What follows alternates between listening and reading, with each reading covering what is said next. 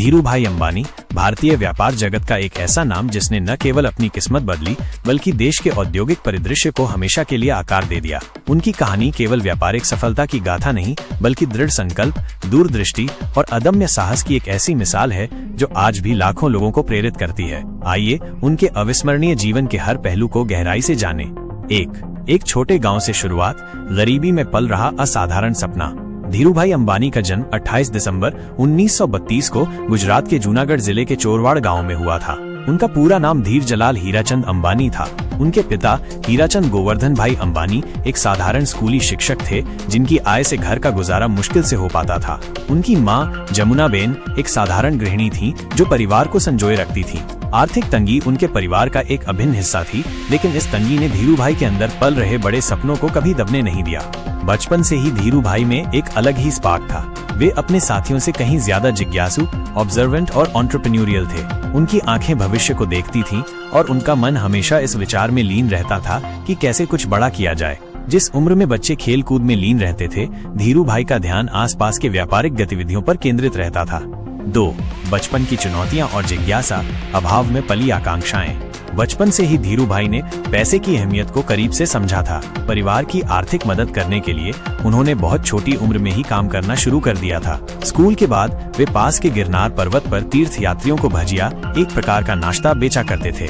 ये एक छोटा सा काम था, लेकिन इसने उन्हें शुरुआती व्यापारिक अनुभव दिया और पैसे की कीमत समझाई। उनके मन में हमेशा एक सवाल गूंजता रहता था, मैं ऐसा क्या करूं जिससे बहुत बड़ा बन सकूं। यह केवल पैसे कमाने की इच्छा नहीं थी, बल्कि अपनी परिस्थितियों को बदलने और एक असाधारण जीवन जीने की प्रबल आकांक्षा थी। जब उनके सहपाठी खेल के मैदानों में दौड़ते थे, धीरूभाई किसी पेट्रोल पंप पर तेल भरने के तरीके, किसी दुकान में सामान बेचने की कला या बाजार में सौदेबाजी की बारीकियों को बड़े ध्यान से देखते और समझते थे। हर चीज उनके लिए एक सीख थी, एक अवसर था भविष्य की नींव रखने का। 3. पहला कदम, यमन की यात्रा, एक अजनबी धरती पर शिक्षा। अपनी शिक्षा पूरी करने के बाद जब भारत में अवसरों की कमी महसूस हुई तो 17 साल की उम्र में धीरूभाई ने एक साहसिक निर्णय लिया। वे अपने बड़े भाई रमणीकलाल अंबानी के पास यमन, तत्कालीन ब्रिटिश अदन प्रोटेक्टोरेट चले गए जो मध्य पूर्व में स्थित था। ये उनके लिए एक पूरी तरह से नया और अज्ञात वातावरण था। वहाँ उन्होंने एबेसे और को नामक एक कंपनी में पेट्रोल पंप अटेंडेंट के रूप में काम शुरू किया। उनकी शुरुआती तनख्वाह केवल 300 रुपए प्रति माह थी, जो आज के समय में भले ही कम लगे, लेकिन उस समय ये एक साधारण नौकरी के लिए ठीक ठाक थी। लेकिन धीरूभाई वहाँ केवल पेट्रोल नहीं भर रहे थे, वे हर दिन अपने आसपास के व्यापारिक वातावरण को एब्जॉर्ब कर रहे थे। उन्होंने तेल व्यापार की बारीकियों, विदेशी मुद्रा विनिमय के नियमों और अंतर्राष्ट्रीय बाजार की चाल को समझना शुरू किया। वे बड़े गौर से देखते थे कि बड़ी बहुराष्ट्रीय कंपनियां कैसे काम करती हैं, उनके लॉजिस्टिक्स क्या होते हैं और वे कैसे मुनाफा कमाती हैं। यह उनके लिए एक अनौपचारिक बिजनेस स्कूल था जिसने उन्हें व्यावहारिक ज्ञान से परिपूर्ण किया। उनकी ये यात्रा उनके जीवन की सबसे महत्वपूर्ण सीखने की अवधि साबित हुई। 4. भारत वापसी, कुछ बड़ा करने का सपना, रिलायंस की नींव। लगभग 8 साल यमन में बिताने के बाद 1958 में धीरूभाई भारत लौटे। उनकी जेब में भले ही बहुत अधिक पैसे नहीं थे, कहा जाता है कि वे कुछ हजार रुपए ही साथ लाए थे, लेकिन उनकी आंखों में एक बहुत बड़ा स्पष्ट सपना था, अपना खुद का कारोबार शुरू करने का सपना। उन्होंने एक निश्चित दूरी से व्यापार को समझा था, अब वे उसे खुद करके दिखाना चाहते थे। उन्होंने मुंबई के भीड़-भाड़ वाले मस्जिद बंदर इलाके में एक छोटी सी ऑफिस किराए पर ली।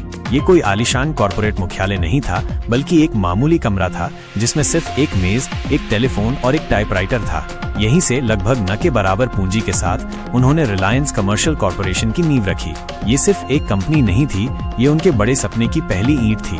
5. कारोबार की शुरुआत, पॉलिएस्टर और मसालों से विश्वास का निर्माण। शुरुआत में धीरूभाई ने यान, पॉलिएस्टर धागा और मसालों के व्यापार में कदम रखा। उन्होंने छोटे पैमाने पर काम शुरू किया, व्यक्तिगत रूप से छोटे ग्राहकों से मिलते, उनके ऑर्डर लेते और विदेशों से सामान मंगाकर उन्हें समय पर डिलीवर करते।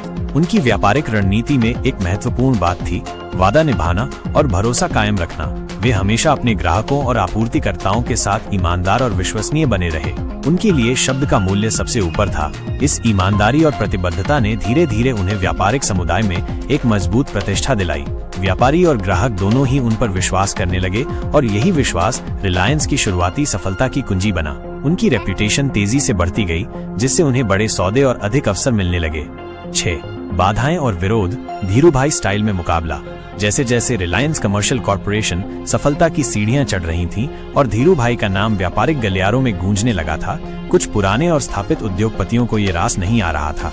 भारत का व्यापारिक परिदृश्य उस समय कुछ बड़े पारंपरिक घरानों के इर्द गिर्द केंद्रित था और एक आउटसाइडर का इतनी तेजी से आगे बढ़ना उन्हें अखर रहा था। उन्हें धीरू भाई की अचानक सफलता पर संदेह था और वे उन्हें नीचा दिखाने की कोशिश करते रहते थे, लेकिन धीरू भाई कभी इन विरोधियों से डरे नहीं। उनका रवैया हमेशा स्पष्ट था, जैसा कि उन्होंने खुद कहा था, अगर कोई आपको रोकने की कोशिश करे तो मुस्कुरा दो और आगे बढ़ो। उन्होंने विरोध को अपने रास्ते की रुकावट नहीं बल्कि और तेजी से आगे बढ़ने की प्रेरणा माना। वे जानते थे कि उनकी मेहनत और ईमानदारी अंततः रंग लाएगी। उन्होंने विरोधियों से सीधे टकराव के बजाय अपने काम पर और अधिक ध्यान केंद्रित किया। 7. टेक्सटाइल उद्योग में प्रवेश, विमल ब्रांड, आम आदमी की पसंद। 1970 के दशक की शुरुआत में धीरू भाई ने एक महत्वपूर्ण और साहसिक कदम उठाया। उन्होंने टेक्सटाइल उद्योग में प्रवेश किया। उन्होंने गुजरात के नरौदा में अपनी पहली टेक्सटाइल मिल स्थापित की। यह मिल किसी भी अन्य मिल से अलग थी। धीरू भाई ने इसमें नवीनतम तकनीक और मशीनरी का निवेश किया, जिससे ये भारत की सबसे आधुनिक मिलों में से एक बन गई। उन्होंने अपने टेक्सटाइल उत्पादों के लिए विमल ब्रांड लॉन्च किया। धीरू भाई की दूरदृष्टि ये थी कि वे न केवल उच्च गुणवत्ता वाले कपड़े बनाना चाहते थे, बल्कि उन्हें आम आदमी के लिए सुलभ और स्टाइलिश भी बनाना चाहते थे। ओनली विमल की उनकी टैगलाइन ने घर घर में अपनी पहचान बनाई और विमल जल्द ही भारत में एक घरेलू नाम बन गया, जो गुणवत्ता और अफोर्डेबिलिटी का प्रतीक था। ये कदम रिलायंस को ट्रेडिंग से मैन्युफैक्चरिंग में ले गया, जिससे कंपनी की ग्रोथ कई गुना बढ़ गई। 8. शेयर मार्केट की क्रांति, पूंजीवाद का लोकतंत्रीकरण। धीरू भाई अंबानी का सबसे क्रांतिकारी कदम भारतीय शेयर बाजार में आम लोगों की भागीदारी को बढ़ावा देना था। 1977 में उन्होंने अपनी कंपनी रिलायंस इंडस्ट्रीज लिमिटेड का इनिशियल पब्लिक ऑफरिंग IPO जारी किया। उस समय शेयर बाजार अभी भी कुछ चुनिंदा बड़े निवेशकों तक ही सीमित था। धीरू भाई ने इस धारणा को बदल दिया। उन्होंने आम भारतीयों को रिलायंस के विकास का हिस्सा बनने का अवसर दिया। उन्होंने देश के हर कोने में छोटे शहरों और कस्बों में जाकर रोड शो किए, लोगों को शेयर बाजार और रिलायंस की क्षमता के बारे में शिक्षित किया।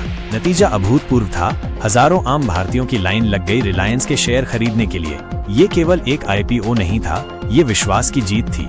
धीरू भाई ने दिखाया कि एक आम भारतीय भी शेयर बाजार के माध्यम से देश के औद्योगिक विकास में भागीदार बन सकता है। इसे भारतीय पूंजीवाद का लोकतंत्रीकरण कहा जाता है, जिसने लाखों भारतीयों को शेयरधारक बनाया और उन्हें आर्थिक रूप से सशक्त किया। 9. पेट्रोकेमिकल्स और तेल गैस में कदम, बड़ा सोचो का मंत्र। धीरू भाई ने अपनी कारोबारी महत्वाकांक्षाओं को यही नहीं रोका। उनकी सोच हमेशा भविष्योन्मुखी थी। उन्होंने देखा कि भारत की बढ़ती अर्थव्यवस्था को ऊर्जा और पेट्रोकेमिकल्स की बड़ी आवश्यकता होगी और उन्होंने इन क्षेत्रों में बड़े पैमाने पर निवेश करने का फैसला किया। उनकी प्रसिद्ध फिलॉसफी थी, बड़ा सोचो, जल्दी सोचो और सबसे पहले सोचो। उन्होंने तेल, गैस, पेट्रोकेमिकल्स और रिफाइनरी क्षेत्र में बड़े पैमाने पर कदम रखा। उनकी सबसे बड़ी और महत्वाकांक्षी परियोजनाओं में से एक थी जामनगर, गुजरात में एक विशाल रिफाइनरी की स्थापना। यह उस समय एक बहुत बड़ा और जोखिम भरा कदम था, लेकिन धीरू भाई ने इसे अपनी दूरदृष्टि और अदम्य साहस से संभव कर दिखाया। आज जामनगर रिफाइनरी दुनिया की सबसे बड़ी और सबसे जटिल रिफाइनरियों में से एक है, जो रिलायंस को वैश्विक ऊर्जा मानचित्र पर एक महत्वपूर्ण स्थान दिलाती है। यह कदम रिलायंस को एक टेक्सटाइल कंपनी से एक एकीकृत ऊर्जा और पेट्रोकेमिकल दिग्गज में बदल दिया। 10. आलोचना और संघर्ष, फिर भी डटे रहे, अटूट दृढ़ता। धीरू भाई अंबानी का जीवन सिर्फ सफलताओं से भरा नहीं था, बल्कि उन्हें कठिन आलोचनाओं और विवादों का भी सामना करना पड़ा। उनके आलोचक उन पर कई तरह के आरोप लगाते थे, जिनमें राजनीतिक सांठगांठ और अनैतिक व्यापारिक प्रथाओं का आरोप भी शामिल था। मीडिया और उनके व्यावसायिक प्रतिद्वंद्वियों ने अक्सर उन्हें निशाना बनाया, लेकिन धीरू भाई कभी इन आरोपों से विचलित नहीं हुए और न ही उन्होंने कभी हार मानी। वे हमेशा अपने लक्ष्य पर केंद्रित रहे और अपनी मेहनत पर भरोसा रखा। उन्होंने कहा था, मुझे अपना काम करने दो, इतिहास खुद ही फैसला करेगा। वे जानते थे कि अंततः उनके काम और उनके द्वारा बनाए गए साम्राज्य की भव्यता ही उनकी सबसे बड़ी गवाही होगी। उनकी ये अटूट दृढ़ता और विपरीत परिस्थितियों में भी लक्ष्य से न भटकने की क्षमता उन्हें एक असाधारण नेता बनाती है। उन्होंने हर चुनौती को एक अवसर में बदला और हर हमले से मजबूत होकर उभरे। 11. पारिवारिक उत्तराधिकार और विरासत, एक निरंतर फलती फूलती मशाल। 6 जुलाई 2002 को धीरू भाई अंबानी का निधन हुआ, जब उन्होंने कोविड-19 से संबंधित जटिलताओं से लंबी लड़ाई लड़ी। उनके निधन से भारतीय व्यापार जगत में एक युग का अंत हो गया, लेकिन उनकी विरासत अमर हो गई। उनके दोनों बेटे मुकेश अंबानी और अनिल अंबानी उनके विशाल व्यापारिक साम्राज्य के उत्तराधिकारी बने। हालांकि बाद में दोनों भाइयों के बीच व्यापार का बंटवारा हुआ, रिलायंस का नाम और उसकी मूल भावना बनी रही।